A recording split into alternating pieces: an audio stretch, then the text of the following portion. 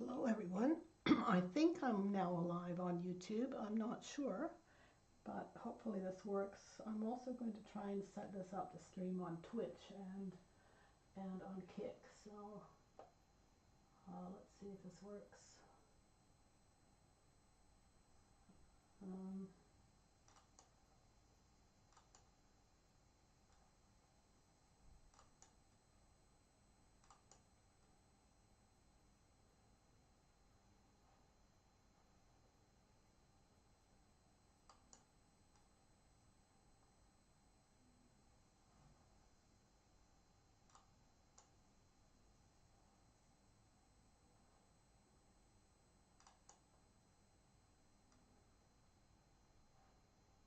hmm.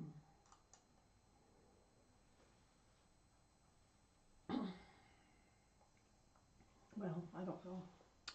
Anyway, I haven't touched this Ryalum in 3 weeks because of Christmas and family being here and people visiting. So I don't even remember where I left off. I'm working on this pattern that comes from 1711, and I revised it slightly by just doing the center section and a smaller area of it, so it'll look something like this when it's done. I just did a rough sketch on a cross stitch program to get started. So I've done this part, and I've done the first set of squares, diamonds here, and I've done the most of this next lighter yellow pinky one, and I'm starting this darker section again. All of these yards are plant dyed, as they were back in 1711, and I've mostly used tree barks for the natural dyes. I can't use flowers and leaves because I've got very, very bad hay fever allergies, but I think the tree barks actually give much nicer colors. So I'm using Brazil wood, madder root, Himalayan rhubarb, pomegranate, logwood, and I think a bit of indigo for all the different shades and colors. And so I'm creating a bunch of diamonds, and I've got to figure out which colors I've used in this diamond already and finish this diamond off, and then the next one starts, so then I have to figure out the colors for this next section. So basically I'm working about here right now. Yeah, so I will continue on. I put the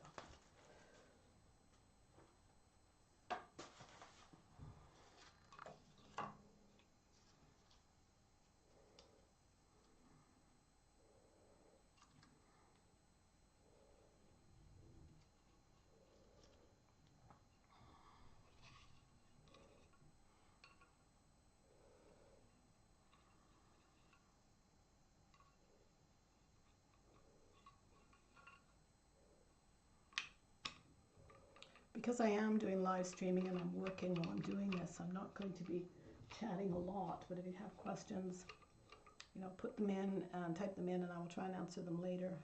I will try and stop once in a while, and I'll try and explain my thought processes while I'm doing this design, but sometimes I'll just be thinking instead of talking, so I hope that you just like to watch of how weaving works.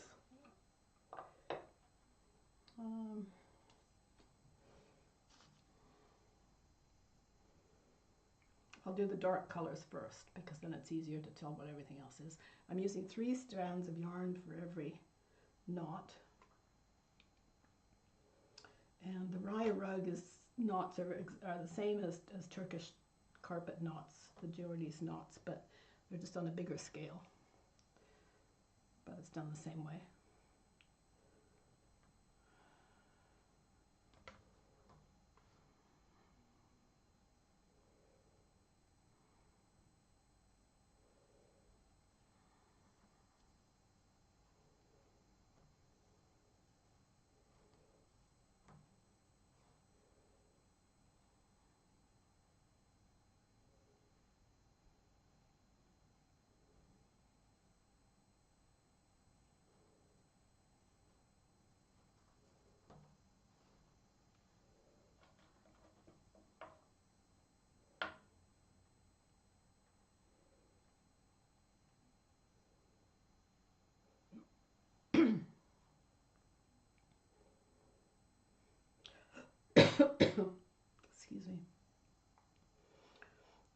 I have some music running in the background because I usually like to work with music on, so it's not so boring when I'm talking to myself. I hope you like it, and I hope the volume is okay for you. I don't really know if I've got settings correctly yet, but I'll get there.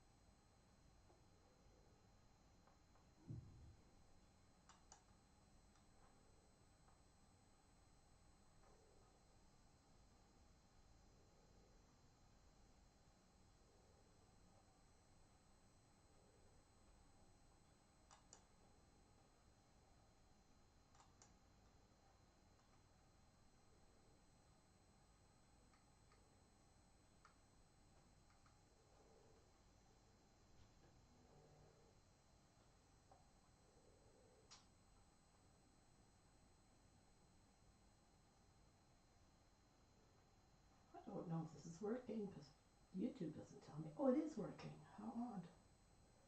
Okay.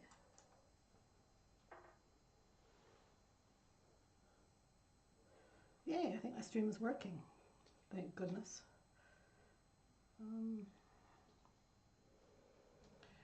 Okay.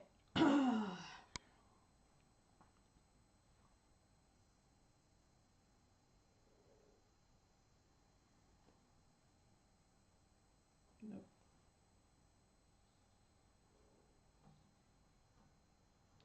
Wrong place.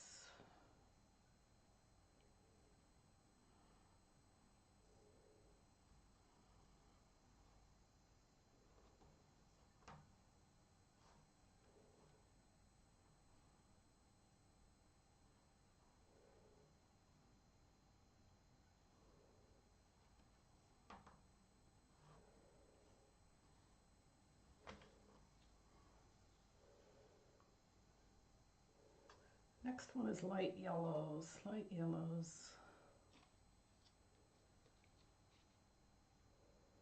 Where's my light yellow?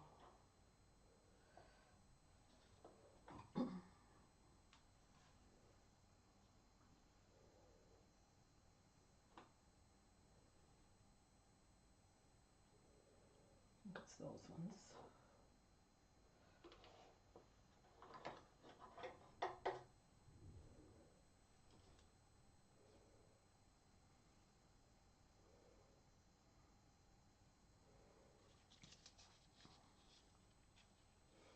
I use a very sophisticated measure of measuring the yarn for these knots. I just fold up a piece of cardboard and cut it and go from there.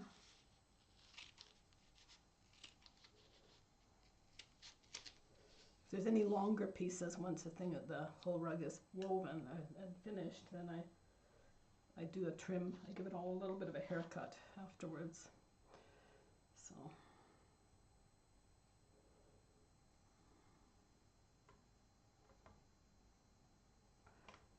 yellow.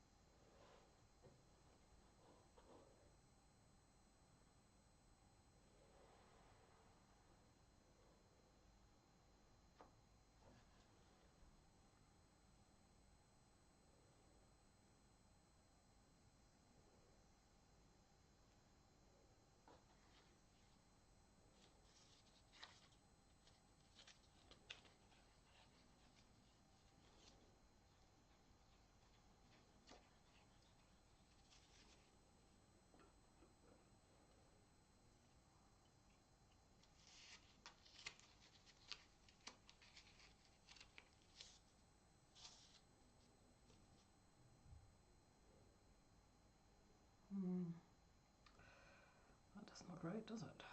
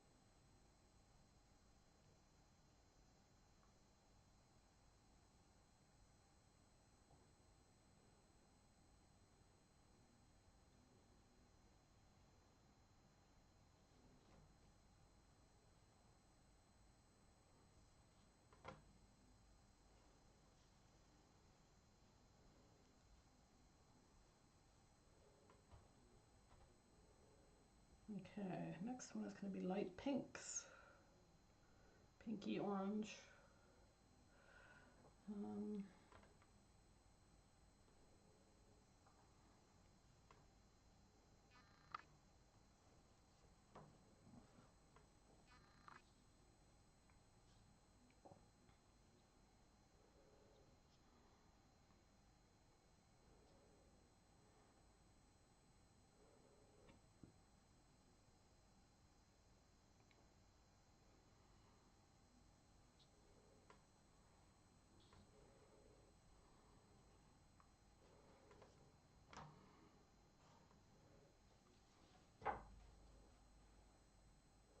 I'm using 3 knots, 3 yarns for each knot, but I'm using 2 colors, 2 similar colors in the knot, and so the 2 of one and 1 of the other color and so that I get a variegated shade in the rug and it doesn't end up looking like solid colors at the end. So I'm not too worried about if I put like, for instance, 3 of the same shade in one and 3 in the other, and then 1 and 2 and stuff, but in the end it gives a much nicer effect to the Raya rug. Yeah.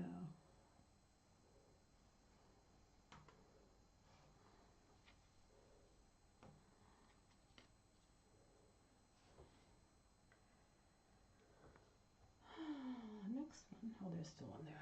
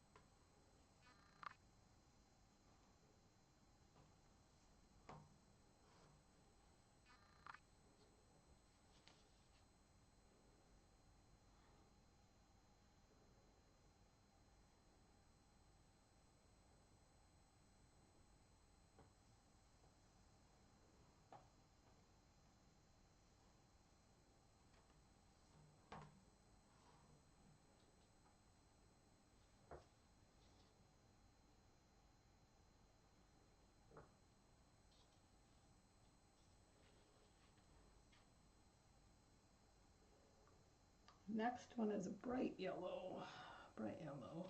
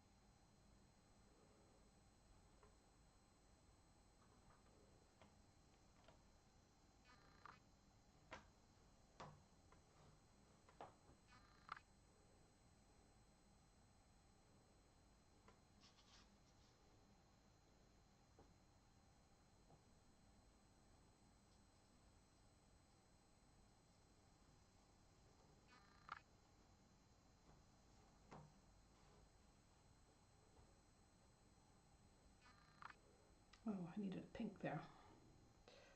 Missed one.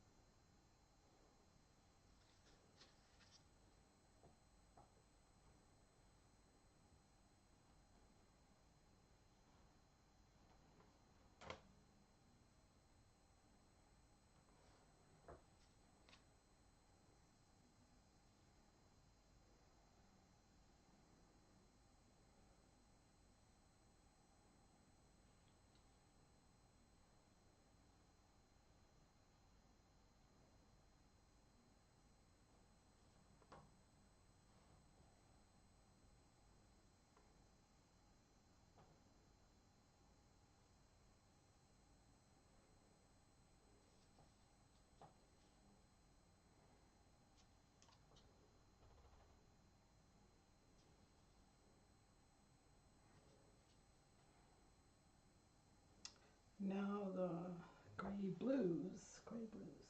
Where are those?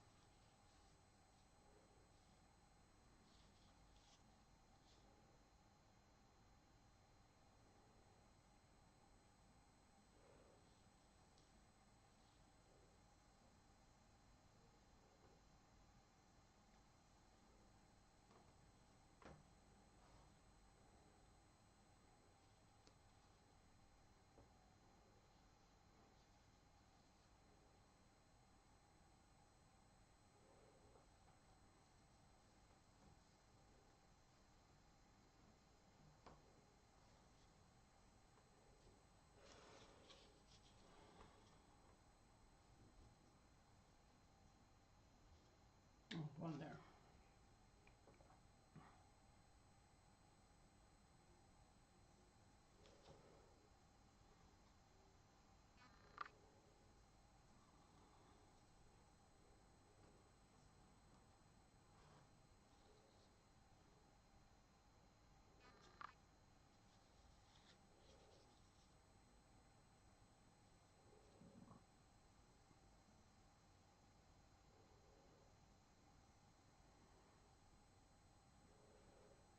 Okay, the next one is this dark reddy, rusty brown color.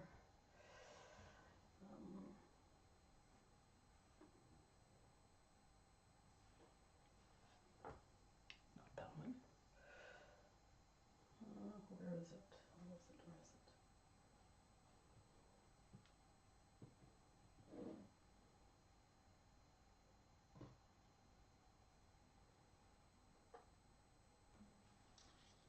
That's it.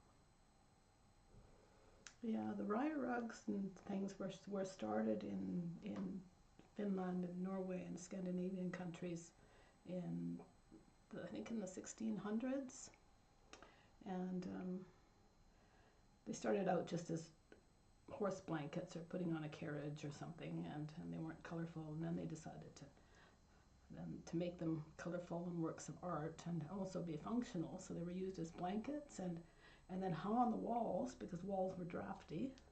So I suppose they would cover it over their whatever leaky log cabins they had to keep out the cold. And then rye weavers, because you had to have a large loom to weave a rye rug, people became specialists as rye weaving, and the looms were somewhat portable because they can unpack into a pile of sticks just like this one and can be put on a buggy and taken to somebody else's house. So they were usually commissioned by a family when a bride was about to get married, so they'd commission a rug and have it made for them with their designs and their colors. And then it became, I think it was kind of used as a prayer rug during the wedding ceremony, perhaps. And then it became a rug that was hung on the wall throughout the couple's life. And then when one of the spouses died, they would lay the rug on the bed to remember their partner. So they really have quite a lot of historical significance to a family. Oh, excuse me, there's someone at the door. I will be right back.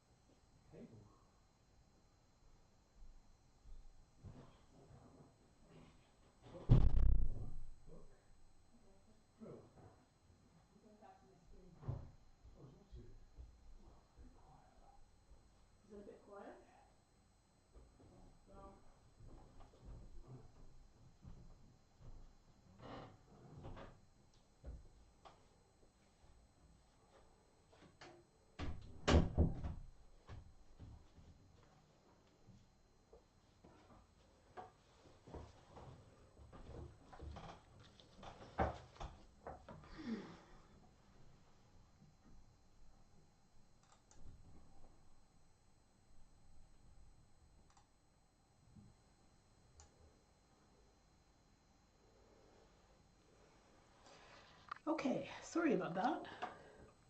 Amazon brought me stuff, which is great.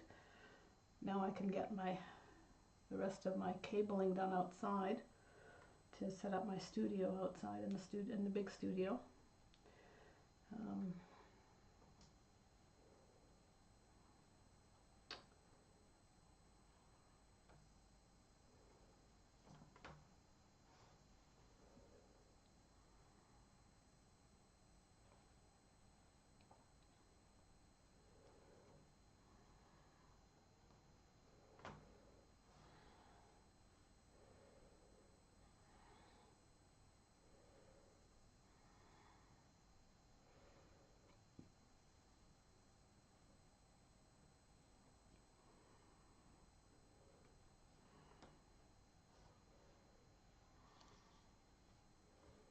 Okay, white. White. I think I might run out of white here.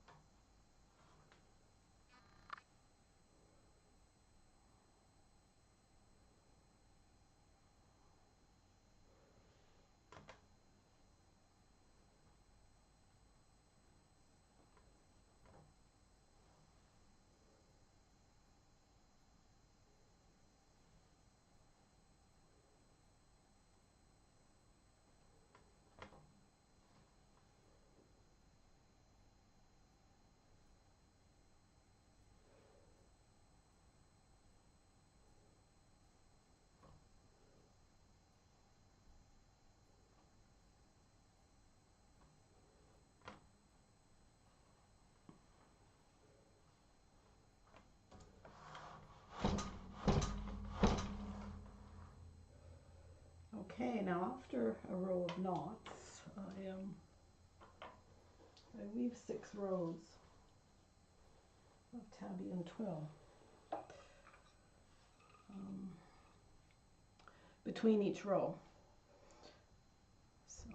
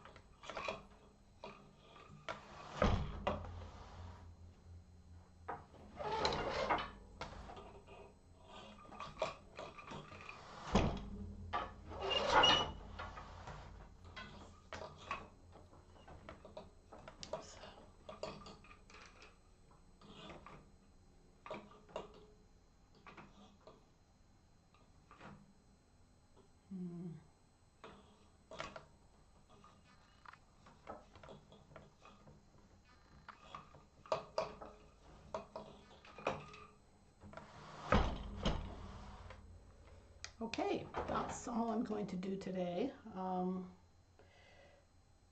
And I'm going to be getting the cabling set up in the studio so I can do different kinds of things in there. And I'll leave this camera here on this loom because I do work on this sometimes as well. Yeah, so thank you for watching, and I will be back soon.